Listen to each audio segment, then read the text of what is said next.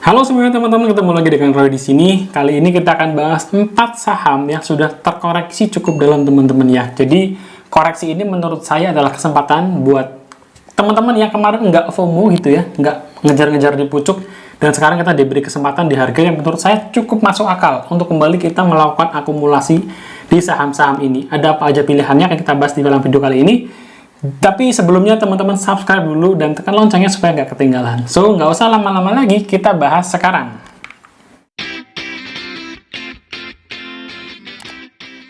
Oke teman-teman, kita langsung pindah ke layar monitor. Ada 4 saham yang akan kita bahas di sini yang sudah terkoreksi cukup dalam dan menurut saya masih punya prospek untuk comeback gitu ya, melewati harga tertinggi sebelumnya yang juga terjadi di tahun ini.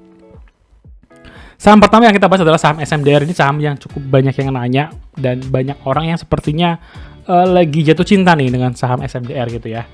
Dan SMDR saat ini tuh sudah terkoreksi 40% dari harga tertingginya, yaitu di kisaran harga 4.000 ya di April 2022. Dia terkoreksi cukup dalam karena salah satunya adalah sentimen dividen ya. Sentimen dividen yang dianggap kecil Rp50 teman-teman.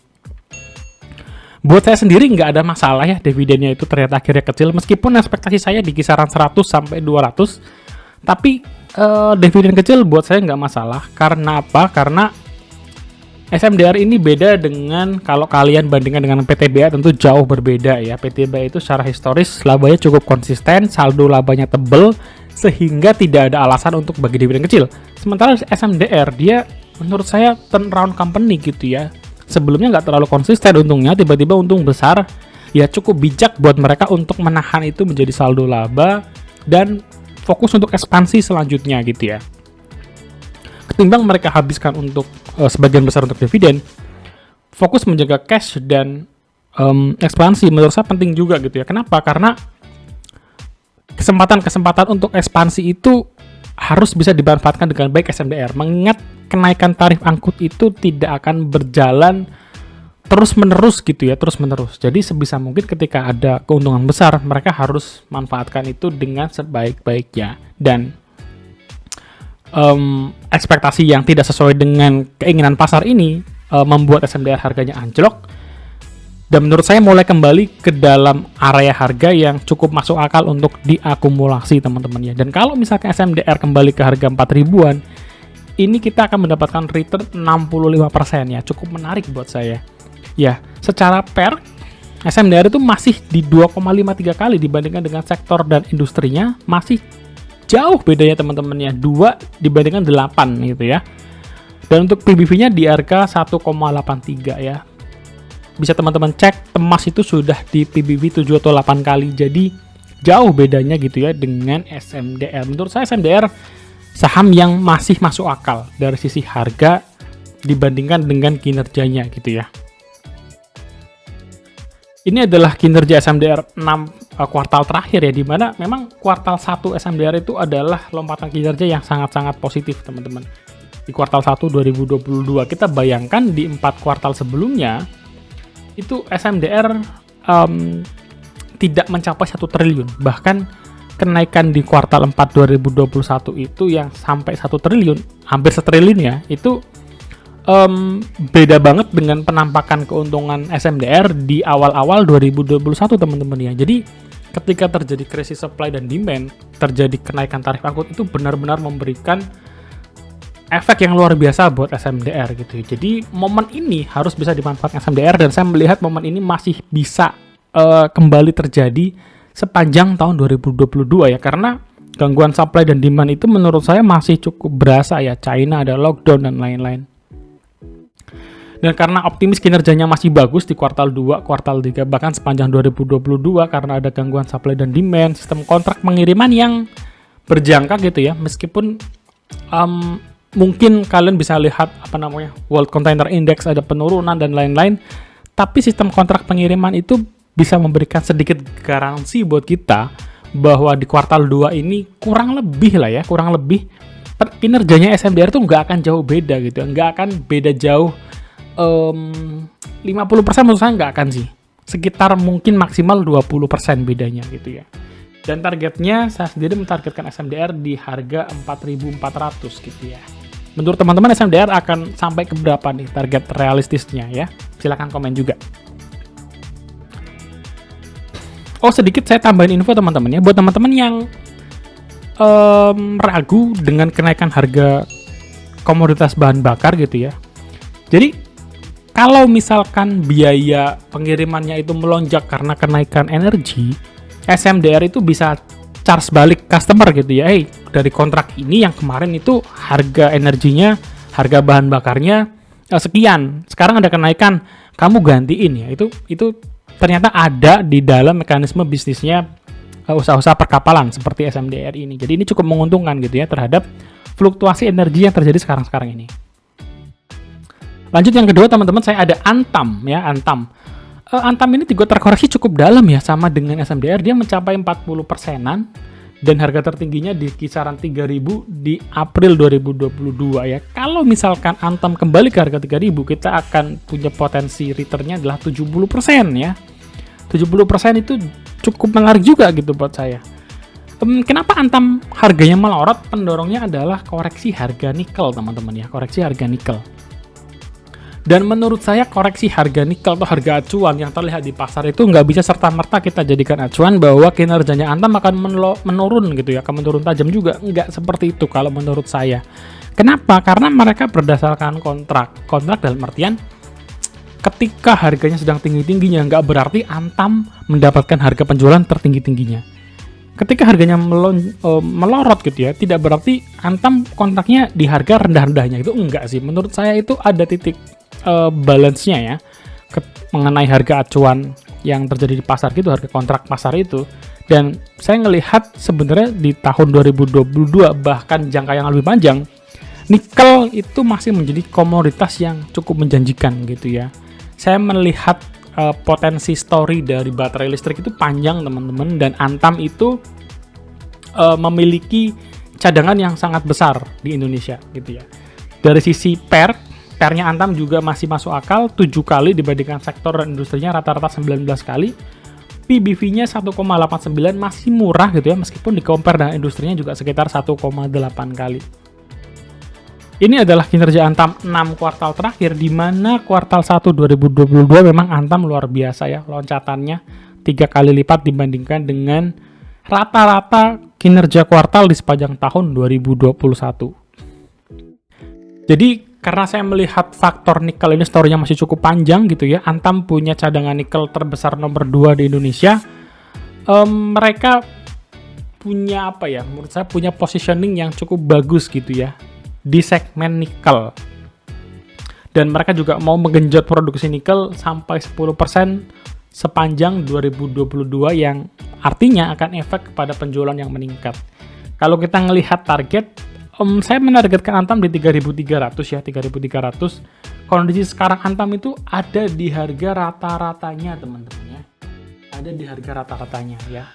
Jadi ketika sebuah harga saham itu di harga rata-rata, sebenarnya berarti ini kesempatan gitu ya, kesempatan untuk kita bisa mengoleksi kembali saham ini gitu ya. Meskipun kalau kita mau murah mungkin kita akan berpikir nunggunya di 1.000, tetapi seperti biasa gitu ya, kita nggak tahu saham ini apakah akan turun lagi atau akan naik lagi. Tapi dengan kondisi kinerja yang menurut saya masih cukup bagus, dan di kuartal 2 ya, atau teman-teman boleh wait and see dulu sampai nunggu rilis kuartal 2, saya melihat Antam punya potensi untuk comeback ke harga 3.000-an kembali gitu ya. Saham ketiga yang akan kita bahas adalah sahamnya Pak Sandiaga Uno gitu ya, yaitu saham Saratoga teman-teman ya. Saham Saratoga juga mirip gitu ya dengan emiten sebelumnya, sudah terkoreksi hingga 40% gitu ya per hari ini video dibuat. Dan SRTG itu sempat diperdagangkan di 3.970 di bulan April 2022. Dan kalau kembali ke harga ini kita akan mendapatkan profit 67% ya, lumayan ya. Dan SRTG itu sebagai perusahaan investasi, dia bisa dikatakan labanya bergantung dari kinerja perusahaan lain gitu ya. Jadi emiten-emiten kuncinya harus kita lihat nih. Laba-laba penyumbangnya SRTG itu apa aja. Dan kita bisa melihat 3 besar ini ya sebagai pegangannya Saratoga yang menurut saya masih akan memberikan keuntungan yang bagus di tahun 2022. Yang pertama adalah ADRO ya, ADRO batubara. Sampai hari ini harga acuannya masih cukup tinggi, jadi saya optimis kuartal 2 batubara dia bisa dapetin kinerja yang bagus juga gitu ya untuk Adaro. Demikian juga dengan MDKA ya, emiten emas dan TBIG telekomunikasi ya. Dengan 3 pegangan ini saya ngelihat potensinya masih cukup bagus di tahun 2022. SRTG sendiri saat ini itu pairnya 2 kalian ya dibandingkan dengan sektornya 13 kali. Jadi jaraknya cukup jauh teman-teman. Dan yang lebih menarik lagi adalah SRTG itu valuasinya masih setengah PBV ya. Masih murah banget ini ya. Kalau menggunakan Pak Lokehang itu sering bilang ya, beli saham tuh jangan jauh-jauh, lihat dulu dari book value-nya. Dan kalau kita ngelihat simpel seperti ini, SRTG posisinya murah gitu ya, dan perusahaannya jelas bukan perusahaan murahan. Kita tahu siapa ownernya, kita tahu emiten-emiten apa yang digenggam oleh SRTG. Jadi menurut saya SRTG sangat menarik dan mulai kembali ke harga yang masuk akal untuk diakumulasi. Ini adalah 6 kuartal terakhir untuk kinerjanya Sartoga ya. Sebagai perusahaan investasi, mereka nggak bisa kita jadikan acuan memang tiap kuartalnya. Kenapa? Karena lagi-lagi bergantung dari emiten yang mereka punya gitu ya. Dan kalau kita lihat emiten-emiten yang mereka punya itu khususnya mungkin batubara dan emas ya, Adaro dan MDKA, itu membuat kinerja mereka itu terlihat melonjak drastis sejak harga-harga komoditas naik tinggi. Kita bisa bikin cut off-nya di kuartal 2 2021 teman-teman ya di sini. Di sini mulai terjadi berita-berita kekurangan batubara gitu ya. Harga batubara mulai naik itu di kuartal 2 2021 tahun lalu, dan terus tuh mulai lanjut naik terus. Kuartal 4-nya juga mereka panen besar, dan di kuartal 1 2022 mereka memang ada penurunan gitu ya, ada penurunan laba, tapi menurut saya masih positif, mengingat perusahaan seperti Sartoga ini bisa negatif seperti ini kejadiannya ya, bisa negatif ya, tapi sepanjang masih positif dan kinerja emiten genggamannya itu juga positif, saya yakin SRTG sepanjang 2022 ini bisa mendapatkan ya hasil yang cukup bagus, bahkan mungkin melewati capaian 2021. Ya, tentu saja faktor utamanya adalah kinerja emiten yang mereka pegang itu sendiri ya, karena memang IPS-nya dari sana sebetulnya, keuntungannya dari sana. Menargetkan SRTG ke 6.500, kelihatannya jauh sekali ya, bahkan bisa multi bagger nih kalau dari harga sekarang, tapi ya menurut saya 1,5 kali BBV itu harga yang juga masuk akal gitu ya untuk targetnya SRTG. Mungkin tercapainya di setahun atau 2 tahun lagi gitu ya.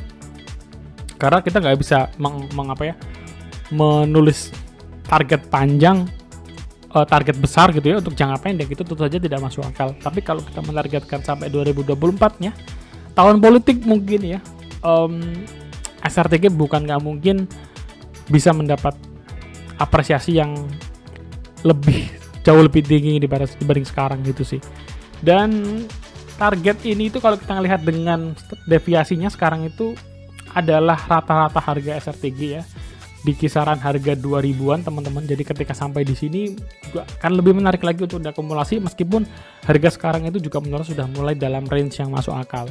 Kita bahas ya, saham keempat adalah dari sektor perbankan, yaitu BBNI ya. Sektor perbankan memang jangan sampai lah ya turunnya itu sampai 40%, karena apa? Karena itu bisa menekan kinerjanya IHSG gitu ya. Dan penurunan 23% BBNI itu menurut saya sudah cukup dalam gitu ya untuk sektor perbankan caps. Sempat menyentuh harga 9.900, jadi kalau misalkan kembali ke harga ini maka profitnya 29% ya. Bandingin aja dengan deposito lah ya teman-teman, deposito itu berapa ya, 6-8%. Tapi BBNI saya sangat optimis dalam setahun ke depan disimpan gitu ya, paling nggak itu kita dapat return ya 29-30%. BBNI ini adalah salah satu bank BUMN besar yang menurut saya masih reasonable ya. Pairnya 8,9 kali ya, dibandingkan dengan misalnya BBCA ya ataupun BBRI, ini masih cukup jauh bedanya ya. Untuk PBV-nya juga sama ya. PBV-nya BBRI itu 1,1 bandingin dengan BMRI yang 1,8 maupun BBRI yang 2,34 kali. Jadi secara harga saat ini BBNI itu diperdagangkan di harga yang menurut saya masih masuk akal ya untuk kita bisa akumulasi kembali. Ini adalah kinerja BBNI 6 kuartal terakhir, di mana di kuartal 1 2022 itu sangat positif ya, hampir mencapai 4 triliun. Dan Ini bisa menjadi sinyal yang bagus untuk bisnis perbankan sepanjang tahun 2022. Kenapa? Karena kita harapkan sepanjang tahun 2022 ini tidak ada gejolak-gejolak pandemi seperti kemarin ya, yang bisa membuat ekonomi lumpuh karena ada pembatasan sosial dan lain-lain. Jadi kalau memang sepanjang 2022 ini secara situasi pandemi bagus gitu ya, bisa recover, sudah bisa mulai leluasa kembali, saya yakin bisnis perbankan akan cukup menjanjikan gitu ya untuk tahun 2022. Tinggal masalah suku bunga sekarang ini ya yang bisa menjadi penghambat. Tapi yang kita lihat sekarang ini sepertinya kebijakan yang diambil oleh Bank Sentral US dengan Bank Sentral Indonesia agak sedikit berbeda gitu ya terkait dengan kenaikan suku bunga. Saya pikir Indonesia masih berusaha menjaga lebih baik kenaikannya ketimbang yang diambil oleh US. Mudah-mudahan ini bertahan sampai sepanjang tahun 2022 ya. Ini adalah harga 5 tahunnya BBNI secara per deviasi saat ini memang sudah di area overvalue-nya sebenarnya ya. Bagusnya di angka 6.800, tetapi di harga sekarang ya it's okay ya. Patokan saya biasanya 10%-an gitu ya dari harga wajarnya, saya sudah bisa mulai jadikan watchlist atau beli dalam jumlah yang porsi kecil. Biasanya saya lakukan itu supaya nggak ketinggalan. Artinya ketika sudah ada di portofolio saya, lalu laporan keuangan rilis, saya bisa langsung baca, saya bisa langsung analisa gitu ya. Karena kinerja 2022 di bisnis perbankan saya sendiri optimis bagus dan akan recover gitu ya pasca pandemi secara penuh, maka saya sendiri menargetkan BBN itu bisa sampai ke angka 1,8 kali PBV-nya ya, yaitu di 12.000 teman-teman ya.